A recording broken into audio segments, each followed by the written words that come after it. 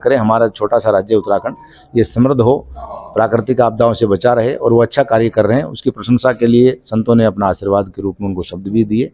और जो हमारी वैदिक परंपरा है, तिलक, चंदन, शोल, भगवा वस्त्र। हरिद्वार हर की पौड़ी को कॉरिडोर बनाने की सरकार की घोषणा के बाद मंत्रिमंडल में भी इसकी रूपरेखा तैयार की जा रही है कि कॉरिडोर का विस्तार किस तरह से किया जाएगा। साथ ही सरकार संत समाज, धार्मिक संस्थाओं और व्यापारियों से वार्ता कर कॉरिडोर को बनाने की बात कर रही है। कॉरिडोर बनाने का विरोध भी शुरू हो गया है। पूर्व कैबिनेट मंत्री सुब्रमण्यम स्वामी ने कहा, कॉरिडोर बनाने की कोई जरूरत नहीं है। उत्तराखंड में अच्छी सड़कें बनाई जाए और पहाड़ों को बचाना सबसे बड़ी जरूरत है। वही अखाड़ा परिषद अध्यक्ष रविंद्रपुरी ने सुब्रमण्यम स्वामी के बयान पर कहा कि बाहर का व्यक्ति आकर विकास के कार्य होने पर अड़ंगा डालेगा तो अखाड़े इसे बर्दाश्त नहीं करेंगे। हर की पौड़ी कॉरिडोर बनाया जाएगा और इसकी विस्तृत रूप से डीपीआर तैयार की जाएगी और सभी के सहयोग से एक दिव्य हरिद्वार और नया हरिद्वार इसका निर्माण कार्य प्रारंभ होगा। और हमारे मंत्रिमंडल ने और हम लोगों ने उसकी पूरी रूपरेखा का काम आगे कर दिया है। सभी एजेंसियां मिलकर उस पर काम करेंगे और उसमें हम सबका सहयोग लेंगे। सभी जो स्टेक होल्डर है उनसे भी बात करेंगे, सबके सुझाव लेकर उसमें आगे बढ़ेंगे। ये जो उत्तराखंड है, इसमें क्या जरूरत है एक कॉरिडोर बनाने के लिए? मैं समझता हूँ कि इसमें जो रोड्स बननी चाहिए, तगड़े बनने चाहिए, अच्छे बनने चाहिए, पहाड़ों को तोड़ना नहीं चाहिए। इसकी जो ब्यूटी है, इसकी जो सुंदरता है, इसको कायम रखने की आवश्यकता है, उसी को देखना चाहिए।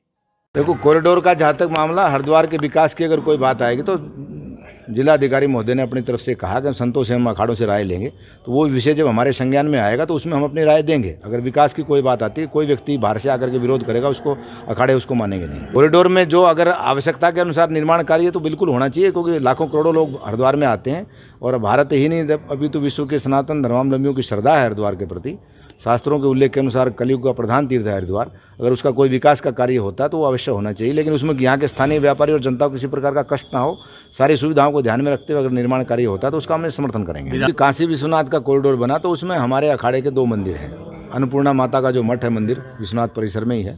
अपारनाथ मठ विद्यालय हमारा था, तो उसका भी कुछ हिस्सा उसमें गया। लेकिन जब राष्ट्रीय कोई आपदा आती है या कोई राष्ट्रीय आवश्यकता जनहित में होती है तो धर्माचार्यों का जीवन ही त्याग से भरा हुआ है। तो वहाँ के जो साधु स्वरूप में असंतुष्ट थे, माननीय मुख्यमंत्री वहाँ के आदित्यनाथ जी, वो स्वयं एक संत हैं, उन्होंने सबसे बैठा के मीटिंग किया और जो जिसका कंपनसेशन था उनको 3-3 गुना कंपनसेशन मिला, जिनके मकान थे या मंदिर थे, और विधिवत अच्छा निर्माण हुआ। सभी साधु संतों ने उसका स्वागत किया है। महाकाल में जो हुआ उसमें मैं गया था, क्योंकि महाकाल मंदिर का एक विशेष पूजा का अधिकार आज भी महानिर्वाण अखाड़े के पास में है, भस्म आरती का। तो वहाँ का जो कॉरिडोर का जब काम शुरू हुआ उसके पीरियड में मैं 2 बार गया हूँ, तो वहाँ का तो कोई ज़्यादा जनता प्रभावित नहीं हुई, लेकिन फिर भी कुछ मकान उसमें आया तो सरकार ने उसका अधिग्रहण करके पैसा रिलीज किया है, तो उसमें किसी को कोई आपत्ति नहीं। हरिद्वार कनखल थाना क्षेत्र में चोरों के हौसले बुलंद। संदेश नगर में निर्माणाधीन मकान के अंदर घुसकर एक युवक बिजली की तार के 23 बंडल चोरी करके अपने साथी के साथ हुआ फरार। चोरी की घटना पास लगे सीसीटीवी कैमरे में हुई कैद। 23 बंडल की कीमत लगभग 1,20,000 बताई जा रही है। पीड़ित ने कनखल थाने में दी तहरीर। पुलिस मामले की जांच में जुटी है।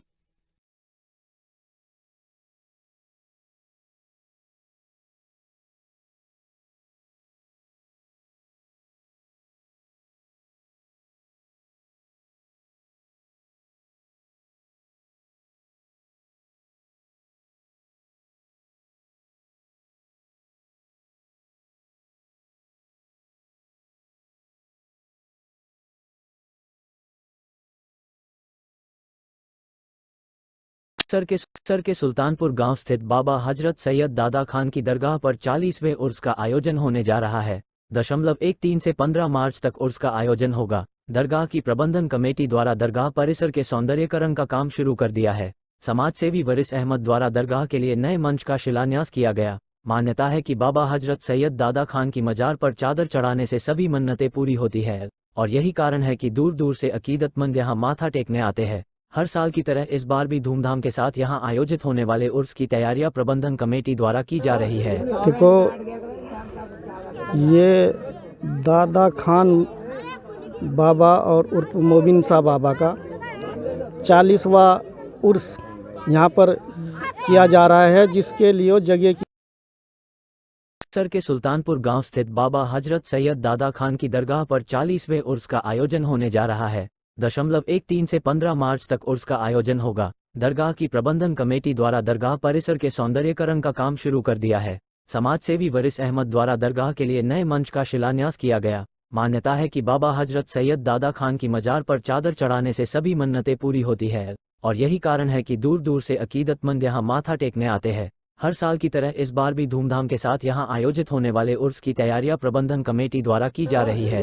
देखो, ये दादा खान बाबा और उर्फ मोबिन शाह बाबा का 40वां उर्स यहाँ पर किया जा रहा है, जिसके लिए जगह की बहुत जगह की दिक्कत थी।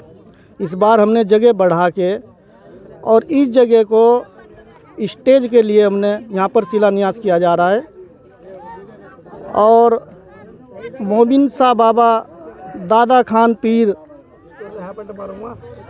का 40वां उर्स, इसका मैं यही पैगाम देना चाहता हूँ कि यहाँ पर भाईचारा, प्यार, मोहब्बत, एक अच्छा पैगाम यहाँ से जाए इसी ज़मीन से। और ये जगह दादा खान पीर के मजार के स्टेज के लिए ली गई है और इसका हमें यही एक बहुत अच्छा उक्सा सपना है कि अच्छे से अच्छा ये इस जगह से अच्छा संदेश जाए। धन्यवाद। अस्सलामु अलैकुम व रहमतुल्लाहि बरकातुहू।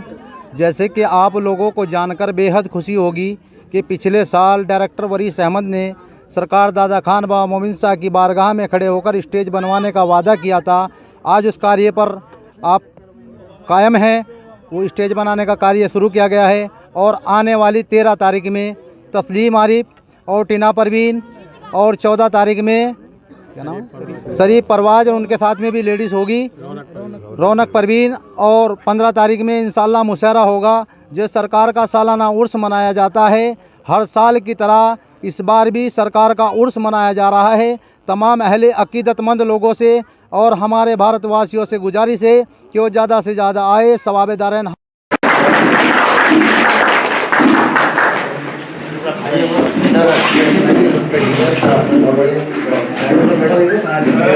आप आगे आ जाओ सर, आगे हेडक्वार्टर हमारे डीजी से ये भी आकर के उनको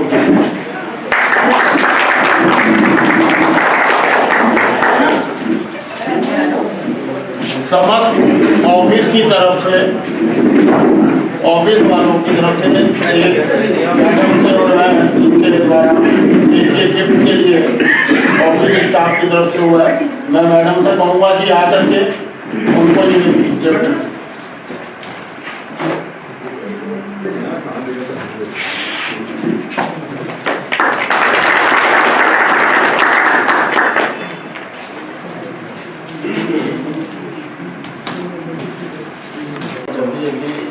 अगर ट्रांसफर हो तो ऐसा भी सहयोग हो सकता है कि हालांकि जैसा उनका समय रहा, कमी इस बार में तो बहुत ज़्यादा समय उनका रहा नहीं, और निश्चित रूप से जो भी समय रहा है बड़ा सराहनीय रहा है। मैं भी बहुत सारे जो मिनिस्ट्रियल स्टाफ हैं मेरे साथ बहुत अच्छा भी रहा है और ऐसा भी रहा है जिसको हमने कोशिश करके और उनको भी अच्छा बनाने का प्रयास किया है। तो जब भी हमें जिसमें प्रयास ना करना पड़े वो काम आसान होता है। तो आपके साथ मेरा काम जो है बड़ा आसान था और निश्चित रूप से ऐसे लोग बहुत कम हैं सिस्टम में जो, देखिए मैं मतलब कहने में चली हुई मिनिस्ट्रियल का जो नाम होता है ना, बाबू का नाम सिर्फ इसलिए होता था कि वो इस्टेब्लिशमेंट की ताला चाबी जानता था। ये टेक्निकल आदमी भी नहीं जानता था और वो कोई नहीं जानता था। अब जब बाबू ने छोड़ा तो टेक्निकल आदमी ने उसको पकड़ लिया, सब आदमी ने उसको थोड़ा सा पकड़ लिया। पहले इस्टेब्लिशमेंट में लोग घुसना नहीं चाहते थे, सिर्फ बाबू को होता था। तो उससे बहुत लोग मतलब उसको सर्विस, उसका छुट्टी, अब उन चीज़ों को हमने एक तो लाइटली ली। अभी छुट्टी का ही नहीं पता होगा हमको, ये फिर उसकी टाइमिंग कैसे हमने करना है, हमें ये नहीं पता कि उसको कैसे अवेल करना है। तो पहले ये जो ताला और चाबी थी ना, ये बाबू के पास थी, तो उसका बड़ा मतलब खौफ भी था, नाम भी था, ये भी था। तो इस्टेब्लिशमेंट में ऐसे कम लोग हैं। मेरे साथ बिजली रहे जो वो थे, वो पैदल चलता था, वो मसूरी तक आधे रास्ते तक गाड़ी में आता था, उसके बाद वहाँ से पैदल आधा रास्ता करता था, माने 14 से 15 किलोमीटर वो आदमी पैदल चलता था और बहुत इस्टेब्लिशमेंट का बहुत जानकार था। तो मुझे ये देख के और ये बड़ा अच्छा लगता है कि लोग इस विषय को जो है जानकारी रखना एक मजबूरी भी है और इसे सम्मान की बात भी है। देखिए, आप आज जा रहे हैं और बहुत सारे लोग इसको बाहर जता के नहीं फील कर रहे हैं, ठीक है, तो ये भी एक किसी सम्मान से कम नहीं है, ठीक है। किसी के ज्ञान का सम्मान ना दिखा के नहीं करते, अंदर से फील करते हैं। तो ये किसी ट्रॉफी से, किसी सम्मान से या किसी वर्चुअल सम्मान से ज़्यादा बात है कि वो आदमी आपको इस नाम के लिए, इस काम के लिए याद करता है कि यार वो लोग साइलेंट वर्कर था, ठीक है, बहुत वाइब्रेंट वर्कर होते हैं, ठीक है। तो आप मैं मतलब जो सारी चीज़ें बता रहा उसमें ये है लगभग कि आपका जो है उन बहुत सारी चीज़ों में मतलब जो अच्छी क्वालिटी थी वो सब आप में समाई थी और आप रहते तो बहुत सारी चीज़ें हमारी स्ट्रीमलाइन हो रही थी। और सरकारी चलन होता है, आना जाना लगा रहता है, लेकिन आपने बहुत सारी चीज़ें निश्चित रूप से जो नए लोग होंगे या जो आपके सक्सेसर होंगे वो इसको आत्मसात करेंगे और इसी को जो स्पीड अप है या सिंक्रोनाइज था जिस लेवल पे उसको वैसे ही चलाएंगे। बाकी आप नरेंद्र नगर जा रहे थे, नरेंद्र नगर भी बगल में है और आते जाते मतलब भेंट भी होती रहेगी और निश्चित रूप से आप जो है लगभग सामान रोड का जो वो है वर्क रोड का डिवीजन है वहाँ जा रहे हैं और आपका जो है बड़ा सौम्य मतलब आपको देख के आपका काम करने का ढंग का अंदाजा कोई आपको देख के ही बता सकता है, क्योंकि आपका जो पर्सनैलिटी है वो बिल्कुल एकदम। को आगे बढ़ाते हुए मैं अपने जोशी जी से कहूँगा कि 2 शब्द। में हम यहाँ पर एक छोटा सा विदाई समारोह हमने रखा है, उसमें अधिशासी अभियंता महोदय का स्वागत है और सभी हमारे सहायक अभियंता और कार्यालय के सभी अधिकारी कर्मचारियों का स्वागत है। साथ ही को बहुत बहुत बधाई हो इसकी और स्थानांतरण उनका हुआ है यहाँ से और उस प्रश्न हम यहाँ पे हैं। और साथ ही जैसे सभी लोग कह रहे हैं कि साथ ही हमने देखा कि जब हमने ज्वाइन किया था तो जो पुराना जो एक मिनिस्ट्रियल संपर्क में जो पुराने लोग होते हैं, सारे जो फॉर्म होते हैं, सारे जो रजिस्टर होते हैं, जो प्रक्रिया होती है उसके एक सारे वो पुराने उस पीढ़ी के वो हैं और उसी पीढ़ी की बातें करते हैं। हरिद्वार में तो ऐसा है कि हम भी 3 साल से देख रहे हैं यहाँ पे थोड़ा मिनिस्ट्रियल संपर्क जो है बहुत कम भी रहा और यहाँ पे सीनियर लोग रहे भी नहीं यहाँ पे कोई, इस कारण से यहाँ पे और वर्कलोड भी ऊपर से है तो यहाँ पे थोड़ा सा इतना वो ट्रेडिशनल ढंग से नहीं चला था। लेकिन जब से ये लोग साथ ही आए और उन्होंने यहाँ पे काम किया और लोगों ने उनसे पूछ के भी काम किया और हमने भी उनसे पूछा कई बार, तो बहुत अच्छा वो यहाँ पे अभी एक डिवीजन को उस पर और उस पर अच्छा से जनता की अध्यक्षता में उनके अध्यक्षता में काफ़ी डिवीजन हमारा काफ़ी एक परिपाटी पे चल पड़ा है और उसे और उनसे सीख के आगे हमारा डिवीजन जाएगा और साजी के आगे भविष्य के लिए मैं शुभकामना करता हूँ। आज हम श्री साजी के जो है SO से CEO में प्रमोशन के लिए जो है शुभकामनाएं देने के लिए और उनका स्थानांतरण निर्माण खंड नरेंद्र नगर CEO में तो लगभग 1 साल से मैं शाह जी के साथ लगातार काम कर रहा हूँ, चाहे जो सूचना अधिकारी की तौर पर और चाहे अधिष्ठान की उसमें जो है इनकी कार्य कुशलता है वो बहुत अच्छी है। तो कई लोगों का फिक्सेशन करना उन्होंने बताया कि यहाँ पर वो है, कई लोगों का जो है फिक्सेशन करके गए हैं, उन्होंने कहा जी आगे दिक्कत नहीं आनी है। और इसमें इनकी कार्य कुशलता जो है बहुत अच्छी है, चाहे PSC के तौर पर हो, चाहे अधिष्ठान भी उस पर हो, चाहे कोई जियो मांगना हो इनसे, तो बहुत अच्छा इनसे हमने सीखा है। तो मैं भविष्य में भी यही कामना से लेके आपका अकाउंट्स के समस्त कार्य जो है कि नियमों के अंतर्गत संपादित करते हैं। मेरे ख्याल से पूरे सर्विस पीरियड में 2-4 आदमी मुझे ऐसे मिले जो कि शाह जी के बहुत अच्छे लगनशील और कर्मठ आदमी रहे हैं। उनका एक मिसाल रहा है, उन्होंने कभी भी किसी को गुस्सा जाहिर नहीं किया, चाहे अधिकारी ने बोला हो, चाहे सेक्शन हेड ने बोला हो, चाहे किसी ने कुछ कहा हो, तो उन्होंने उस चीज़ को कभी ऐसे मतलब अपने दिमाग में न रख के हंसते और बिल्कुल शालीनता के साथ कार्य संपादन किया है। इसके साथ साथ जैसा कि मैंने सुना है कि मुझे तो बहुत कम समय हुआ, यहाँ पे 4-5 महीने का कुछ समय हो रहा है कि ये अपने नियत समय पर अपने आप जहाँ भी ये 5 सालों में रहें, ईश्वर करे आप जो है बिल्कुल एकदम स्वस्थ रहें, अच्छे रहें। जो भी आपने विचार अपने मन में अपने जीवन के उन्नयन के लिए करे हो वो फलीभूत हो, ऐसी मैं कामना करता हूँ और मिलते रहेंगे। थोड़ी जो चीज़ें हुई, बहुत सारी चीज़ें जो आपका ज्ञान है उसका कभी आवश्यकता होगी तो ज़रूर आपसे दूरभाष पर बात करके उसको भी वार्ता करके उसको जो है हम लोग भी उसको आत्मसात करेंगे। सीधे साथ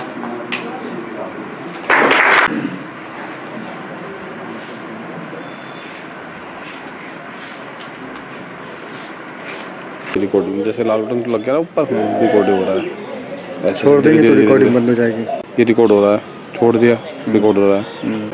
आज यहाँ से विदाई कर रहे हैं और मैं इसी में सर्वप्रथम अपने अधिशासी अभियंता द्वारा उनको एक पुरस्कार जो कि यहाँ है वो मैं दिलवा रहा हूँ। से प्रमोशन पर आज यहाँ पर हमने विदाई समारोह रखा है, जो कि शाह जी का व्यवहार और इनके मन में किसी के प्रति कोई ऐसा कार्य नहीं, इनका जो भी इनको दायित्व हमारे अधिशासी अभियंता द्वारा सौंपा गया, इन्होंने पूरा उसको बहुत ही अच्छे ढंग से निर्वाह किया और हम सब ऑफिस वाले इस बात के लिए जोशी जी और मेरे समस्त विभाग के साथी लोगों, जैसे कि आपको पता ही है हमारे शाह जी का प्रमोशन हुआ है। सबसे पहले तो मैं शाह जी को इस उपलब्धि के लिए बधाई देता हूँ और मैं उनके एक तो सरल और सौम्य स्वभाव की बहुत उनका कायल हूँ कि जो एक आपने देखा होगा शाह जी का हमेशा तन मन धन से पूरा अपना काम जो भी है बड़े शालीन तरीके से और बड़े मन से करते थे। तो मैं यही चाहूँगा कि उनसे कम से कम हम ये प्रेरणा तो ले ही सकते हैं कि हम अपना काम बड़े लगन से करें और शाह जी की इसी विशेषता के लिए मैं उनको शुभकामनाएं देता हूँ और कहता हूँ कि वो बस यही उदाहरण सबके लिए प्रस्तुत करके जाएं। धन्यवाद।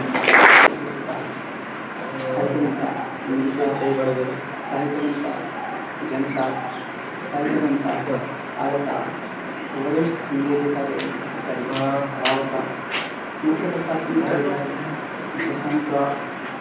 तमाम कनिष्ठ अधिकारी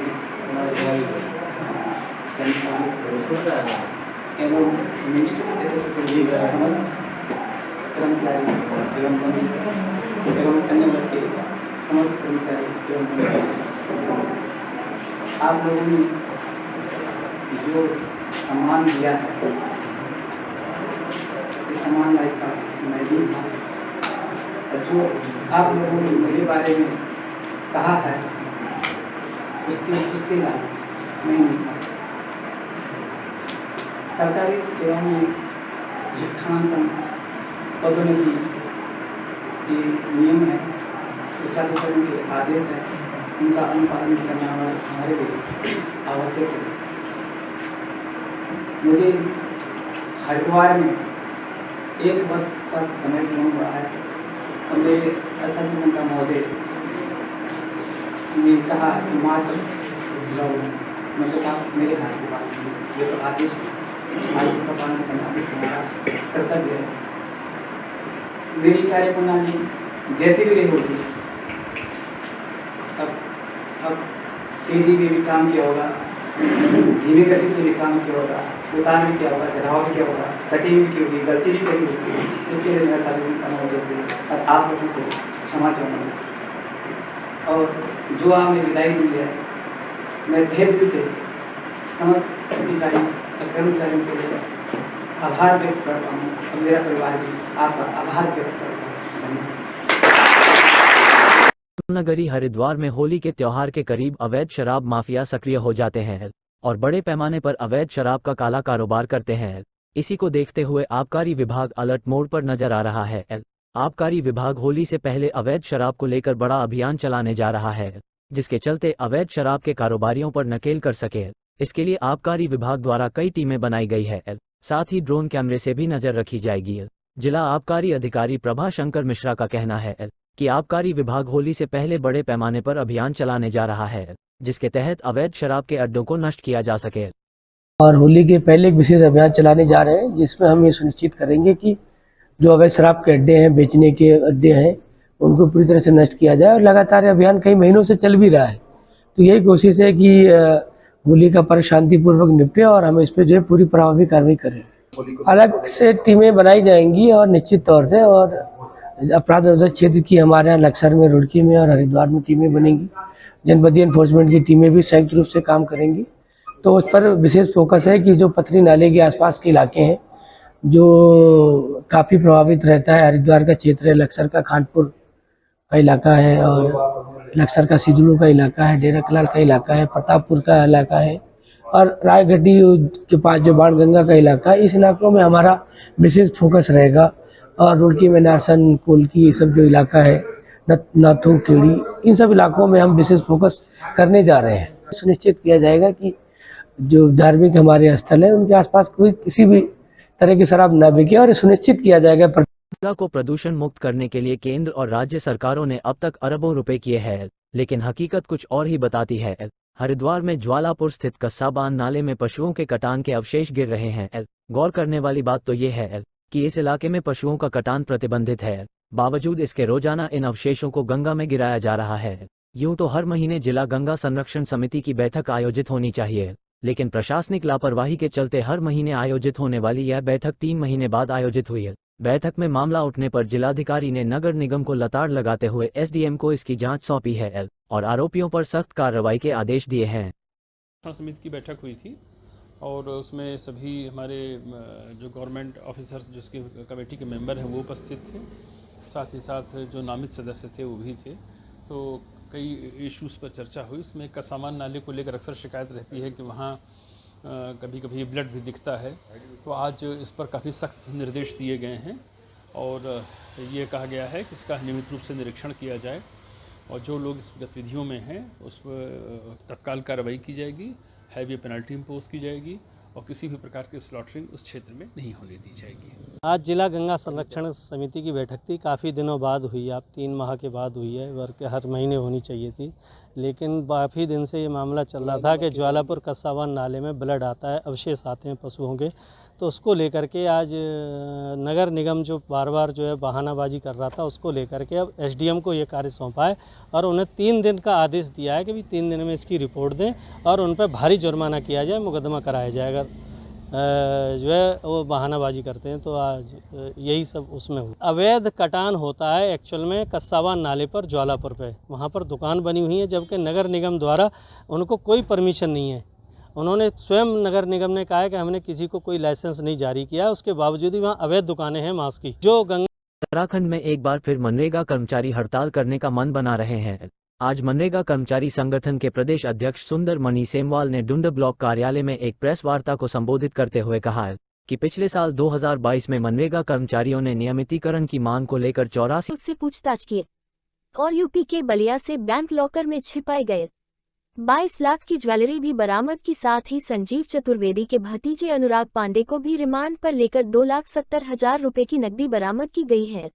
सैटी हरिद्वार द्वारा 2 योजनाएं उत्तराखंड पब्लिक सर्विस कमीशन की परीक्षाओं के संबंधित की जा रही है, जिसमें एक AJE की परीक्षा है और दूसरी पटवारी भर्ती परीक्षा से संबंधित है, जिसमें पूर्व में काफ़ी सारे अभियुक्तों को गिरफ्तार किया गया था। और जो जानकारी मिली थी इसके बाद पुलिस कस्टडी रिमांड पर संजीव चतुर्वेदी जो अनुभाग अधिकारी थे उनको रिमांड पर लेकर इसमें कुछ बरामदगी करानी थी। कुछ अवैध संपत्ति की बात पता चली थी, जो इन्वेस्टमेंट को उनको पैसे मिले थे। इस संबंध में टीम बलिया गई थी, वहाँ पर लॉकर से करीब 22 लाख की ज्वेलरी बरामद हुई है। चूँकि भारी मात्रा में ज्वेलरी थी, वो किस सोर्स से आई थी, इस परीक्षाओं को लेके पैसे के माध्यम से तो नहीं पहुंची। सबको देखते हुए इन्वेस्टिगेशन में जो साक्ष्य है तो उस पर एक कार्रवाई की गई।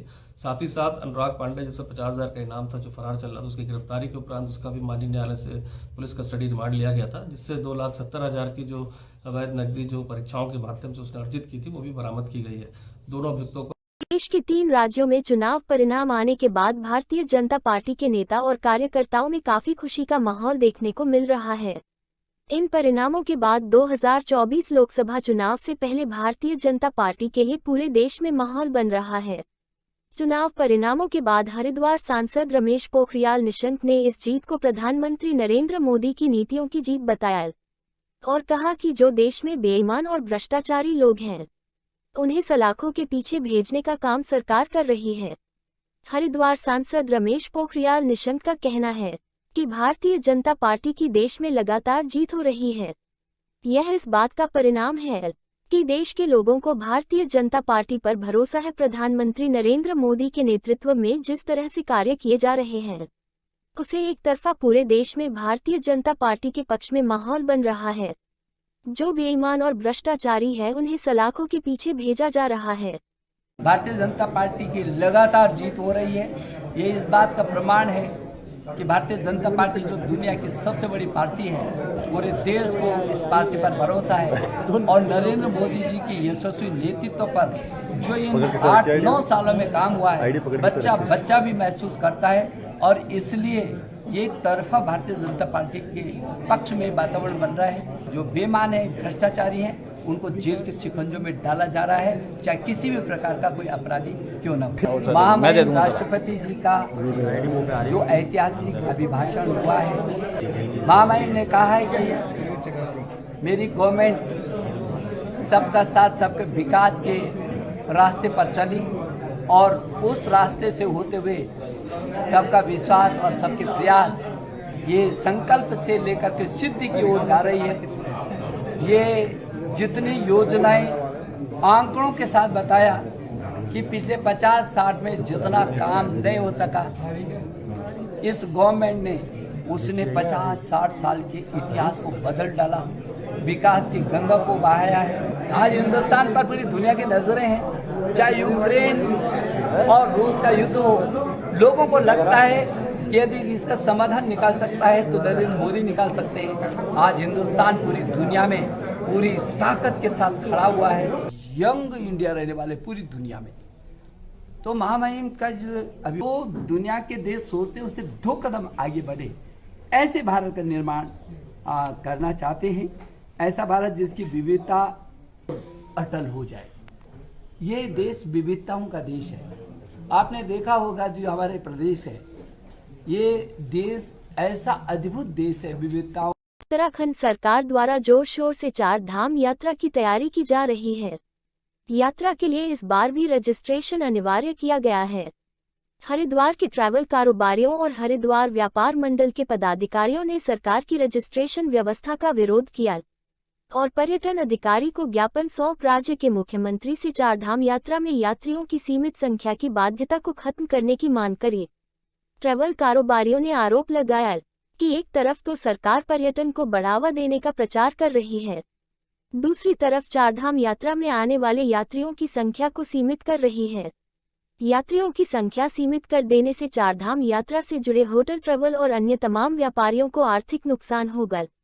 इसलिए वो सरकार से मांग करते हैं कि 4 धाम यात्रा में यात्रियों की सीमित संख्या की बाध्यता को खत्म किया जाए, नहीं तो उन्हें आंदोलन को मजबूर होना पड़ेगा। कि चारधाम यात्रा कोई आज और कल से तो चल नहीं रही है, ये आदिकाल से चली हुई यात्रा आ रही है, जिसको हमें भी देखते देखते 25 साल हमें भी हो गए देखते देखते। लेकिन मात्र दुखद बात यह है कि मात्र विगत वर्षों से हम देख रहे हैं कि भाई एक संख्या का निर्धारण का कोई नंबर आया।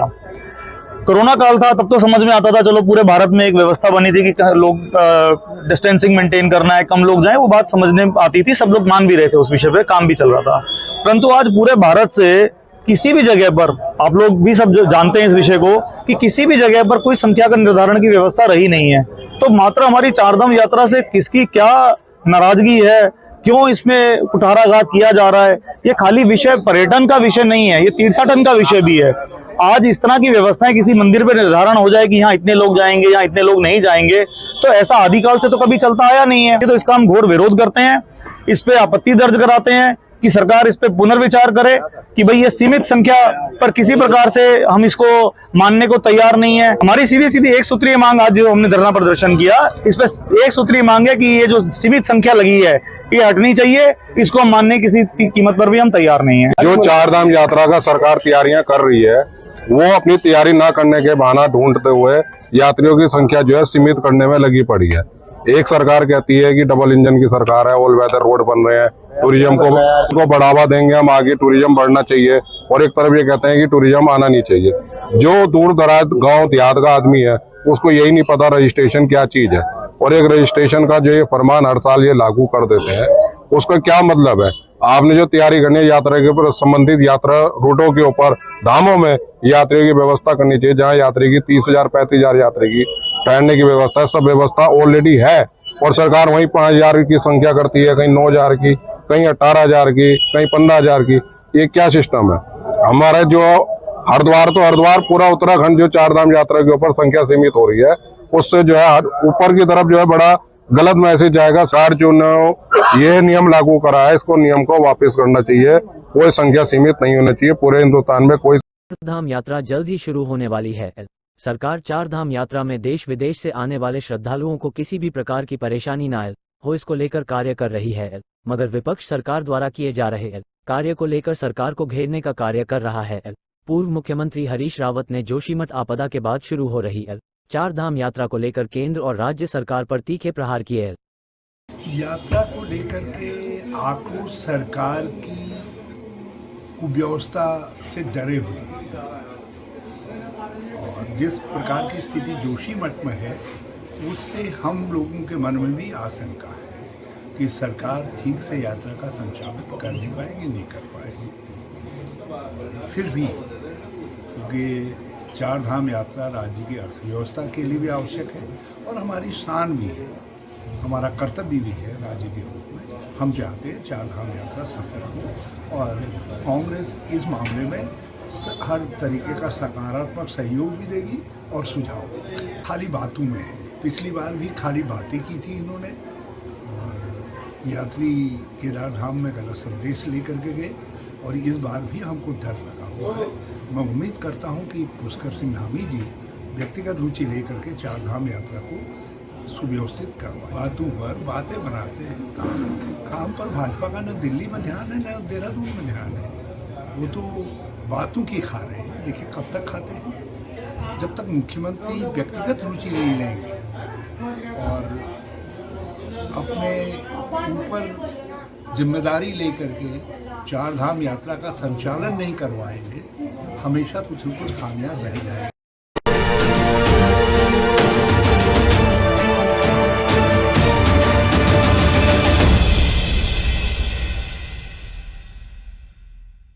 आपको पता है कि हिंदू धर्म में होली, जैसे कि आपको पता है कि हिंदू धर्म में होली के त्यौहार की एक अलग मान्यता है। सब बुराई को मिटाकर अच्छाई को लाना और सब बैर द्वेष मिटाकर एक होली का पर्व मिलकर मनाना, यही हमारी भारतीय संस्कृति और सभ्यता है। तो हम युवा हैं, हम इसी चीज़ को आगे लेके जाना चाहते हैं, ये हमारा उद्देश्य है, ये हमारा होली का पर्व का महत्व है। सरकार अपने तौर तरीके से काम कर रही है, सरकार प्रयास कर रही है कि महंगाई जल्द से जल्द कम हो और उसके लिए उचित कदम उठाए जा रहे हैं। मैं बस होली के इस पर्व पे सभी देशवासियों को यही कह सकता हूं कि जैसे कि 2 साल हमारे महामारी में कोरोना में बीते हैं, और आप सभी ने देखा है कि किस तरह से हम इस लड़ाई को जीता है, तो मैं बस यही कहूँगा कि इस होलिका दहन में वो सारे बीमारियां ख़त्म हो जाएं और देश में खुशहाली रहे और सब खुशी ये पर्व मनाएं, सब जगह प्रेम भाव रहे। मेरी यही शुभकामनाएं और इसी के साथ मैं सभी को होली की बहुत बहुत शुभकामनाएं देता हूं और ये कहता हूं कि सब अपने में सब मिलजुल कर रहें और देश आगे तरक्की करे और विश्व में एक अच्छा नाम हो हमारे देश का। धन्यवाद। होली हर साल बहुत बढ़िया मनाई जाती है और बीच में कोरोना की वजह से लोगों ने थोड़ी बहुत कम मनाई है। अब जो फिर दोबारा मनाई जा रही है, मैं ये कहूँगा कि चाइनीज़ रंग ना लें, फूलों से होली खेलें या चंदन से तिलक लगाएं, ज़्यादा कोरोना की वजह से ना होली खेलें।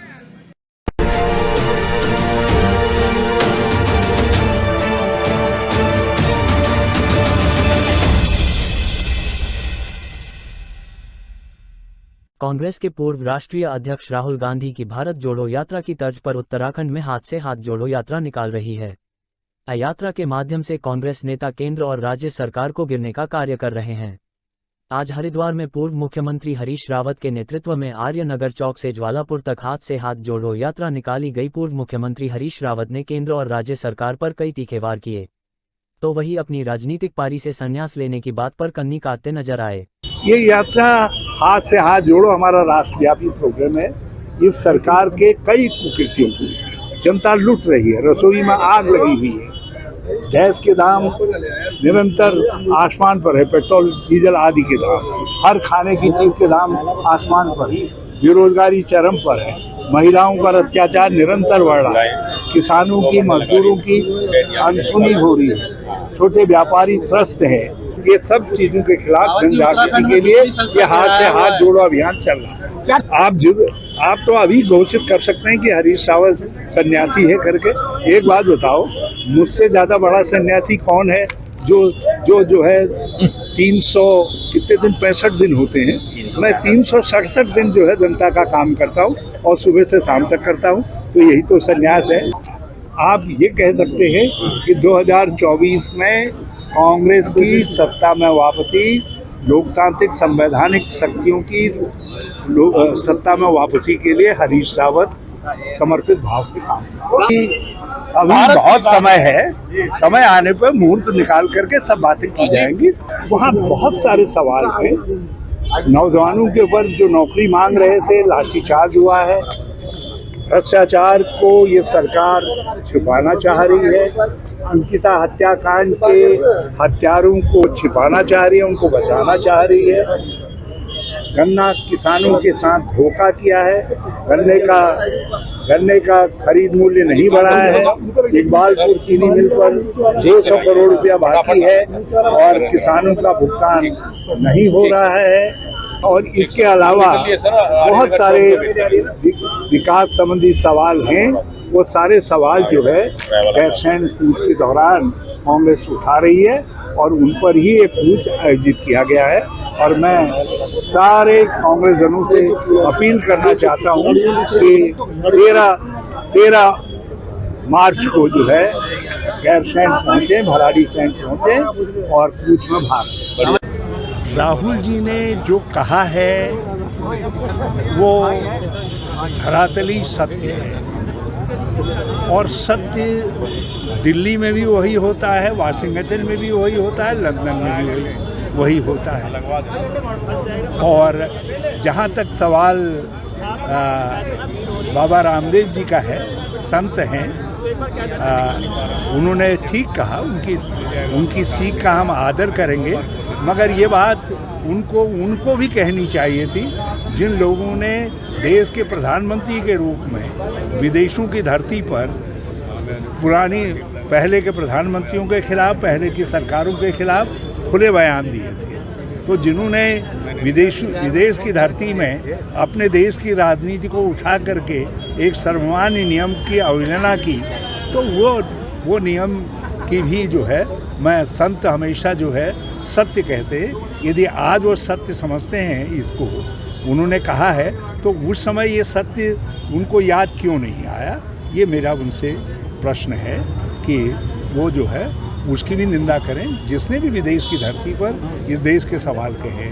राहुल जी कोई सरकारी पद पर नहीं है, वो जनप्रतिनिधि हैं। तो जनप्रतिनिधि पर और सरकारी प्रतिनिधियों पर इस संबंध में अलग अलग मापदंड होते हैं और लोगों ने सरकार के प्रतिनिधि के रूप में विदेशों की धरती पर अपने देश के पूर्व प्रधानमंत्री और सरकारों के खिलाफ बयान दिए।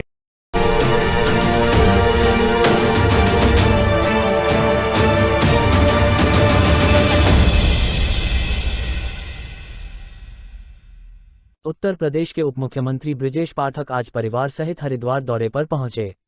बृजेश पाठक द्वारा कई गणमान्य लोगों से मुलाकात की गई। कल सुबह मां गंगा का आशीर्वाद लेकर उत्तर प्रदेश रवाना हो गए। बृजेश पाठक ने कानपुर की घटना को निंदनीय बताया और कहा इस मामले में जांच की जाएगी, किसी भी आरोपी को बख्शा नहीं जाएगा। समाजवादी पार्टी पर वार करते हुए बृजेश पाठक ने कहा जनता ने उन्हें 4 चुनाव में नकार दिया है। उनके कई गठबंधन बनाने के प्रयास भी असफल हुए हैं।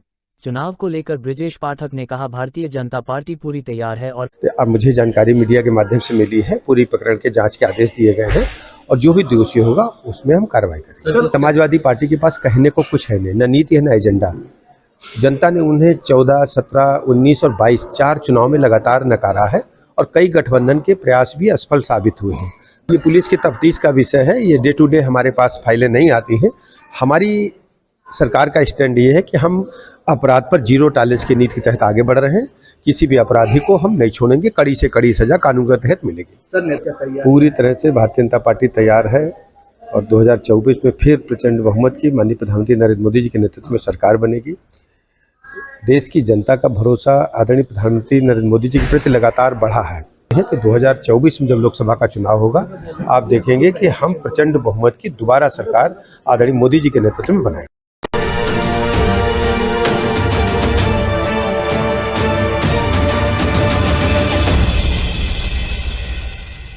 लक्सर कोतवाली क्षेत्र के धाधे की धाना गांव में 17 वर्षीय किशोर की हत्या प्रेम प्रसंग के चलते की गई थी। मृतक की बहन और उसके प्रेमी के दोस्त ने मिलकर रस्सी से गला घोंटकर किशोर की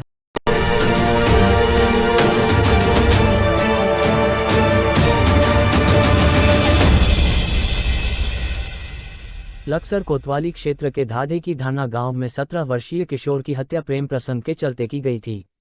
मृतक की बहन और उसके प्रेमी के दोस्त ने मिलकर रस्सी से गला घोंटकर किशोर की हत्या की थी और प्रेमी राहुल के घर में उसके शव को दफना दिया था।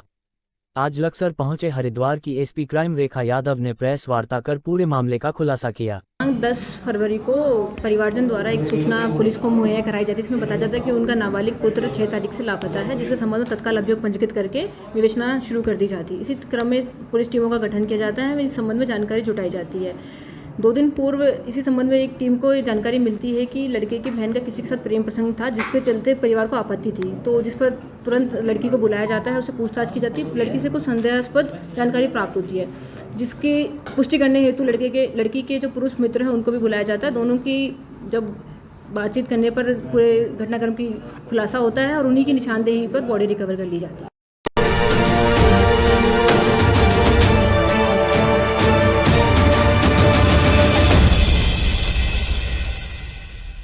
लक्सर कोतवाली क्षेत्र के अकबरपुर ऊद गांव के सरकारी स्कूल से एक 17 वर्षीय किशोर का शव बरामद होने से सनसनी फैल गई।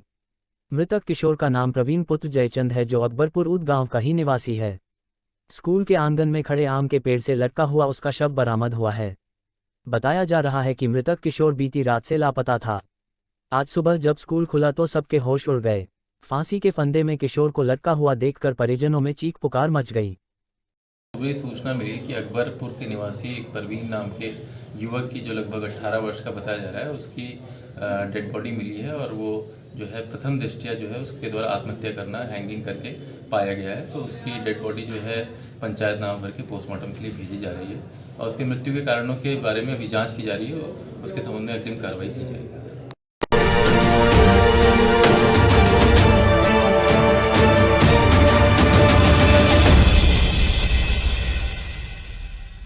हाई स्कूल एवं इंटरमीडिएट की बोर्ड परीक्षा 16 मार्च से 6 अप्रैल तक आयोजित की जा रही है। सभी परीक्षा केंद्रों के 200 मीटर के दायरे में धारा 144 लागू कर दी जाएगी। उत्तराखंड विद्यालयी शिक्षा परिषद की परीक्षा में प्रदेश भर में सबसे अधिक अति संवेदनशील 9 परीक्षा केंद्र हरिद्वार जनपद में हैं, जबकि पौड़ी जनपद में 5 व पिथौरागढ़ में 1 परीक्षा केंद्र ऐसा है। इस वर्ष उत्तराखंड विद्यालय शिक्षा परिषद ने 83 नए परीक्षा केंद्र बनाए हैं। इस वर्ष बोर्ड परीक्षा केंद्रों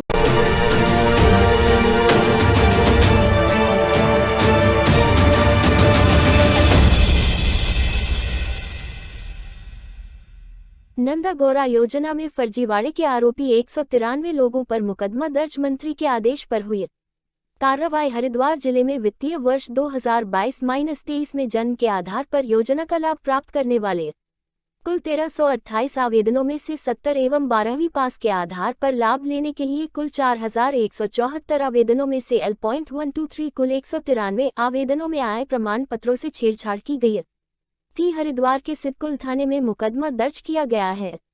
आरोपियों पर 420 सहित विभिन्न धाराएं लगाई गई हैं। पुलिस ने ये कार्रवाई विभागीय मंत्री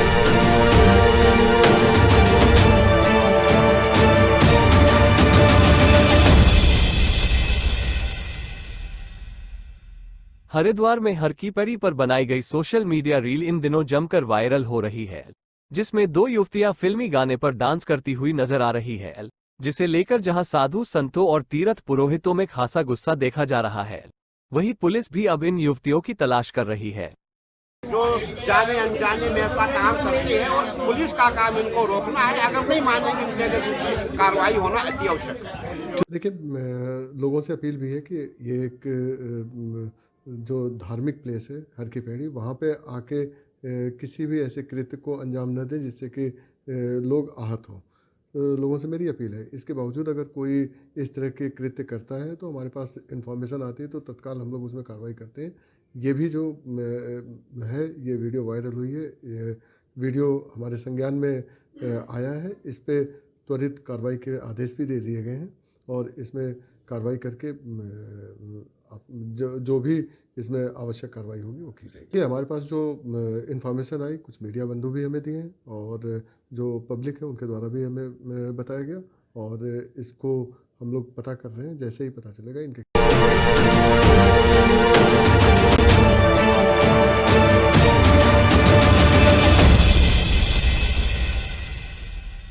नंदा गौरा योजना में फर्जीवाड़े का मामला सामने आया है। सीडीओ प्रतीक जैन का कहना है कि नंदा गौरा योजना बेटी बचाओ बेटी पढ़ाओ के अंतर्गत आती है। इसमें बेटियां पैदा होने पर सरकार की तरफ से परिवार को पैसा मिलता है। इसके साथ ही 12वीं पास करने वाली बेटियों को पैसा दिया जाता है। इस योजना का लाभ लेने के लिए 72,000 से कम की आय प्रमाण पत्र लगाना जरूरी होता है, तभी उन्हें लाभ मिलता है।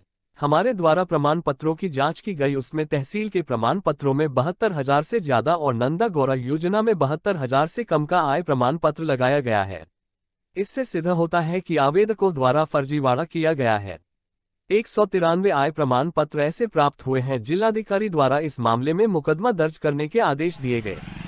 डिस्ट्रिक्ट प्रोग्राम ऑफिसर के द्वारा थाना सिद्धकुल में एक तहरीर दी गई, जिसके आधार पर अभियोग पंजीकृत कर लिया गया। इसमें चूंकि नंदा गौरा योजना में आय प्रमाण पत्र के बेसिस पे कुछ बेनिफिट्स, मॉनेटरी बेनिफिट्स दिए जाने थे बच्चों को, उसमें कुछ परिवारजनों द्वारा इसमें अपना आय प्रमाण पत्र फर्जी पेश किया, जिसके आधार पर उन्होंने इस योजना से लाभान्वित अर्जित किया है। चूंकि इसमें फर्जी प्रमाण पत्र पेश करने की बात थी तो इसके आधार पर 420, 467, 68, 71 के तहत मुकदमा पंजीकृत कर विवेचनात्मक कार्रवाई की जाएगी। देखिए, नंदा गौरा योजना बेटी बचाओ बेटी पढ़ाओ अंतर्गत आता है। तो इसमें जो बच्चियां पैदा हुई होती हैं उनके परिवारों को भी पैसा मिलता है और जिन बच्चियों ने 12वीं कक्षा पास की होती है उनको भी पैसे मिलते हैं। इसमें आय प्रमाण पत्र लगाना बहुत ज़रूरी है और 72,000 सालाना आय से कम जिन परिवारों की होती है वही नंदा गौरा योजना के अंतर्गत उनको लाभ मिल सकता है। तो यहाँ पे हमने रैंडमली, मैंने खुद ने कुछ आय प्रमाण पत्रों का परीक्षण किया, उसको ऑनलाइन जब वेरीफाई किया तो मुझे ऐसे आय प्रमाण पत्र मिले जिसमें तहसील से निर्गत जो आय प्रमाण पत्र हैं उसमें तो 72,000 से ज़्यादा की आय दिखा रखी है, लेकिन जो आय प्रमाण पत्र उन्होंने लगा रखा है उसमें 72,000 रुपये से कम है। तो इसमें कहीं ना कहीं जो PDF जनरेट होती है, आजकल डिजिटल प्रमाण पत्र जनरेट होता है, उसमें हेरा फेरी इन आवेदकों द्वारा की गई है। 193 ऐसे आय प्रमाण पत्र आए जिसमें फर्जीवाड़ा हमारे को मिला कि सरकारी डॉक्यूमेंट्स में हेरा फेरी की गई है, फॉर्जरी की गई है और फॉर्जरी के बाद गलत तरीके से सरकारी योजना का लाभ प्राप्त करने के लिए आवेदन भी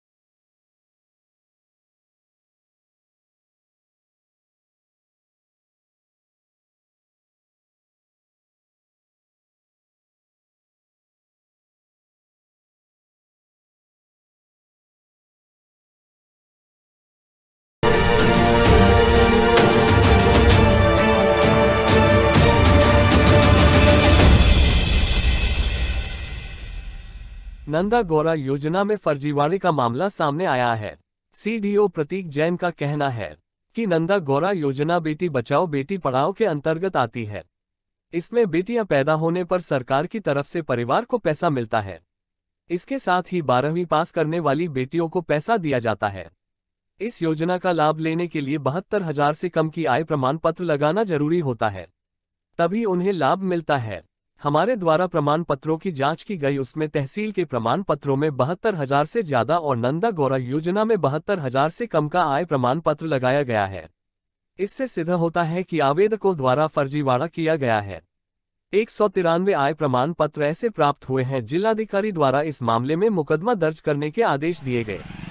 डिस्ट्रिक्ट प्रोग्राम ऑफिसर के द्वारा थाना सिडकुल में एक तहरीर दी गई, जिसके आधार पर अभियोग पंजीकृत कर लिया गया। इसमें चूंकि नंदा गौरा योजना में आय प्रमाण पत्र के बेसिस पे कुछ बेनिफिट्स, मॉनेटरी बेनिफिट्स दिए जाने थे बच्चों को, उसमें कुछ परिवारजनों द्वारा इसमें अपना आय प्रमाण पत्र फर्जी पेश किया, जिसके आधार पर उन्होंने इस योजना से लाभान्वित अर्जित किया है। चूंकि इसमें फर्जी प्रमाण पत्र पेश करने की बात थी, तो इसके आधार पर 420, 467, 68, 71 के तहत मुकदमा पंजीकृत कर विवेचनात्मक कार्रवाई की जा रही है। देखिए, नंदा गौरा योजना बेटी बचाओ बेटी पढ़ाओ अंतर्गत आता है। तो इसमें जो बच्चियां पैदा हुई होती हैं उनके परिवारों को भी पैसा मिलता है, और जिन बच्चियों ने 12वीं कक्षा पास की होती है उनको भी पैसे मिलते हैं। इसमें आय प्रमाण पत्र लगाना बहुत ज़रूरी है, और 72,000 सालाना आय से कम जिन परिवारों की होती है वही नंदा गौरा योजना के अंतर्गत उनको लाभ मिल सकता है। तो यहाँ पे हमने रैंडमली, मैंने खुद ने कुछ आय प्रमाण पत्रों का परीक्षण किया, उसको ऑनलाइन जब वेरीफाई किया तो मुझे ऐसे आय प्रमाण पत्र मिले जिसमें तहसील से निर्गत जो आय प्रमाण पत्र हैं उसमें तो 72,000 से ज़्यादा की आय दिखा रखी है, लेकिन जो आय प्रमाण पत्र उन्होंने लगा रखा है उसमें 72,000 रुपये से कम है। तो इसमें कहीं ना कहीं जो PDF जनरेट होती है, आजकल डिजिटल प्रमाण पत्र जनरेट होता है, उसमें हेरा फेरी इन आवेदकों द्वारा की गई है। 193 ऐसे आय प्रमाण पत्र आए जिसमें फर्जीवाड़ा हमारे को मिला कि सरकारी डॉक्यूमेंट्स में हेरा फेरी की गई है, फॉर्जरी की गई है, और फॉर्जरी के बाद गलत तरीके से सरकारी योजना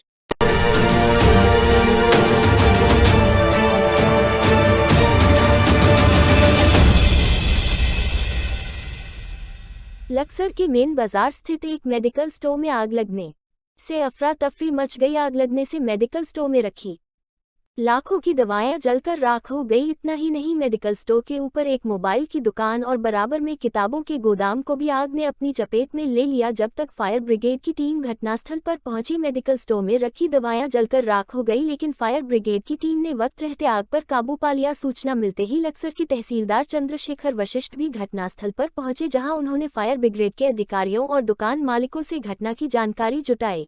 जल्दी हम रोज आता हूँ सफाई करने के लिए, और कल में सारी चीज़ बंद कर गया था यहाँ से, इन्वर्टर भी, फ्रिज भी और मेन स्विच भी। अब ये नहीं पता किस तरह आग लगी है। और बराबर में एक मोबाइल की दुकान है, उसका भी हमारा कनेक्शन एक है दोनों लाइट का। अब ये नहीं पता कि इसमें लगी है हमारे में लगी करके। नुकसान टोटल कितना है? Medical store, Khan medical store है हमारा। नुकसान कितना होगा भाई? नुकसान 5.5-6 किलो पेट में हुआ, 10-12 हज़ार रुपये गले में रखे हुए। इसमें जैसे ही सूचना मुझे मिली है, उससे पहले किसी जो व्यक्ति यहाँ पे थे उन्होंने फायर जब सूचना दे दी थी तो हम मौके पे पहुँच गए थे। हम लोग जैसे पहुँचे थे तो आग को काबू पाया गया है। कोई मेडिकल की दुकान थी, और जहाँ तक लगता है संभवतः ये जो हमारी शॉर्ट सर्किट है इसकी वजह से, प्रथम दृष्टया ऐसा लग रहा है उसकी वजह से आग लगी। बाकी अभी टीम काम कर रही है फायर की, और अभी स्थिति पूरी काबू में है।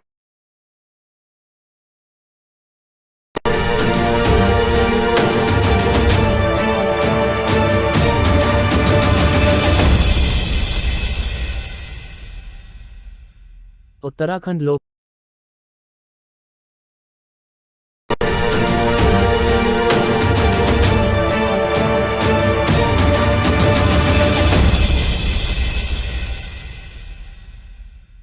उत्तराखंड लोक सेवा आयोग में जेईई और पटवारी पेपर लीक मामले में एसआईटी द्वारा लगातार कार्रवाई की जा रही है। कई आरोपियों को एसआईटी ने गिरफ्तार किया है। जेईई पेपर लीक मामले में एसआईटी ने 19वीं गिरफ्तारी की है, जिसमें एसआईटी द्वारा आईएएस कोचिंग अकेडमी के नाम से रुद्रपुर उधम सिंह नगर में कोचिंग सेंटर चलाने वाले दीपेंद्र पंवार को गिरफ्तार किया है।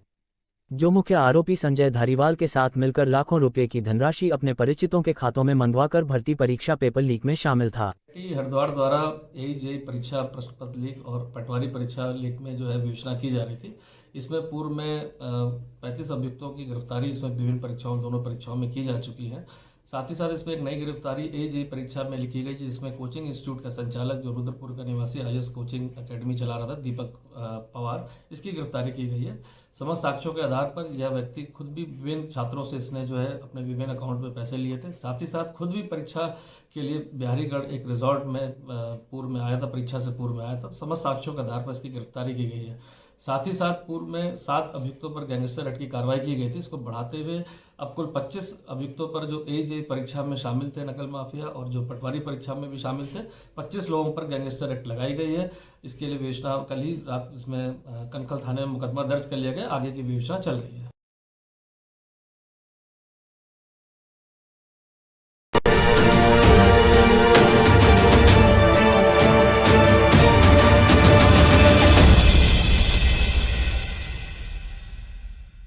रात्रि को बरेली राजपुताना में मस्जिद के पास स्थित 2 मंजिला मकान के ग्राउंड फ्लोर में स्थित एल स्टोर के मेन शटर का ताला तोड़कर अंदर रखे संदूक से अज्ञात व्यक्ति द्वारा कट्टे में रखी करीब 30 से 40 लाख रुपए की ज्वेलरी चोरी कर लेने के संबंध में मकान स्वामी जलील अहमद द्वारा दिनांक 16 मार्च 2023 को दी गई है। शिकायत के आधार पर थाना बहादुराबाद में मुकदमा दर्ज किया गया। इतनी बड़ी मात्रा में आभूषण होने के संबंध में पूछने पर वादी द्वारा मौखिक रूप से जानकारी देते हुए बताया गया था। चोरी की गई ज्वेलरी में से अधिकांश ज्वेलरी उसके भाई जमशेद की है जो सहारनपुर में किन्न है। भादराबाद क्षेत्र अंतर्गत दिनांक 15-16 मार्च की रात्रि को एक बरेली राजपुतान स्थित एक 2 मंजिला मकान में हुई वारदात के संबंध में वादी द्वारा थाने आकर सूचना दी गई, जिस पर तत्काल संज्ञान लेते हुए थानाध्यक्ष महोदय द्वारा अभियोग पंजीकृत किया गया एवं टीमों का गठन कर क्षेत्र में मामूर किया गया। इसी संबंध में टेक्निकल और मैनुअल इनपुट की सहायता ली गई तथा इसी क्रम में मैनुअल इनपुट के द्वारा वादी के घर में निवासरत लोगों से पूछताछ की गई तो उनके द्वारा बताया गया है कि कुछ समय पूर्व उनके घर में रिपेयरिंग का काम चल रहा था, जिसके संबंध में उनसे कुछ आस पड़ोस के लोग एवं मित्र द्वारा उसमें सहायता की गई थी। उसी दौरान वादी के ही परिचित के एक मित्र ने उसमें रखे हुए माल को इधर उधर किया और उस दौरान उसमें पूरे माल की जानकारी कर ली गई थी। इस स्थिति का फायदा उठाते हुए अभियुक्त द्वारा अपनी आर्थिक तंगी को कोट करते हुए उस घटनाक्रम को अंजाम दिया गया है एवं अभियुक्त की गिरफ्तारी की जा चुकी है। पूर्ण 100% माल बरामद किया गया। बरामद किया गया माल की अनुमानित लागत कीमत लगभग 30 लाख रुपए है एवं टीम द्वारा किए गए इस अनावरण के लिए SSP महोदय द्वारा उनकी भूरी प्रशंसा की गई। पुलिस ने हरिद्वार में अपराधियों और माफियाओं पर कानूनी शिकंजा कसना शुरू कर दिया है। हरिद्वार पुलिस ने जिले भर में अभियान चलाकर माफियाओं के खिलाफ गैंगस्टर और गुंडा एक्ट की कार्रवाई की थी। अब हरिद्वार पुलिस ने एक कदम आगे बढ़ाते हुए जेल में बंद इन अपराधियों की संपत्तियां जब्त करने की कार्रवाई में लग गई है, ताकि जेल से बाहर आकर ये अपराधी दोबारा से अपना साम्राज्य न खड़ा कर सके। हरिद्वार पुलिस ने 9 अपराधियों की संपत्ति और वाहन सहित अन्य प्रॉपर्टी की रिपोर्ट बनाकर जिलाधिकारी को भेजी है, जिसमें करीब 9 करोड़ रुपए की संपत्ति जब्त करने की तैयारी की जा रही है। प्राय देखा जाता है कि जो अभ्यस्त अपराधी होते हैं या जिन पे गैंगस्टर लगती है वो कहीं ना कहीं इस अपने अपराधों से जो लंबे समय से अपराध कर रहे हैं तो उससे अवैध रूप से संपत्ति अर्जित करते हैं, चाहे वो चल संपत्ति हो चाहे अचल संपत्ति हो।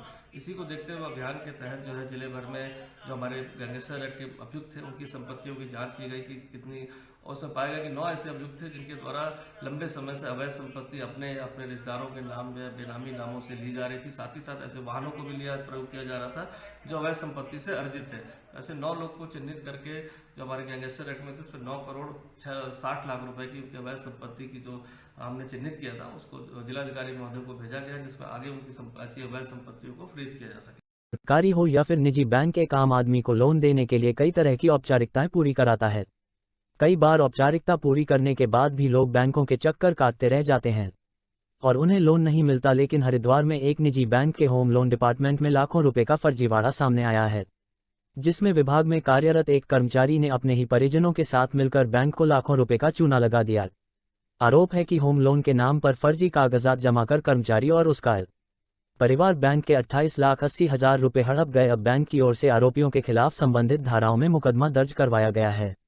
देखिए, इसमें टेरिटरी बिजनेस मैनेजर है ICICI के, इनके द्वारा शिकायत दी गई थी कि उन्हीं के एक कर्मचारी है जो होम लोन का काम देख रहा था और उसने होम लोन के एवज में जो है 28,80,000 का होम लोन का जो है अपने ही परिवारजनों के नाम वो करके ट्रांसफ़र कर दिया था और साथ ही साथ वो नौकरी पर नहीं आ रहा है। इसकी जब उनके द्वारा जांच की गई तो पाया गया कि संदीप कुमार और उसके जो परिवार के सदस्य थे उसके बेनिफिशियरी थे और उन्होंने 28 लाख से ज़्यादा की रकम जो है खुद जो होम लोन की उसको जमा ना करके और जो मकान जिसके एवज में लिया जा रहा था होम लोन उसको उस व्यक्ति को ना देकर और उस लोन की रकम को उन्होंने हड़प लिया। इसके आधार पर जो है ज्वालापुर में जो है इससे संबंधित धाराओं में मुकदमा दर्ज करके विवेचना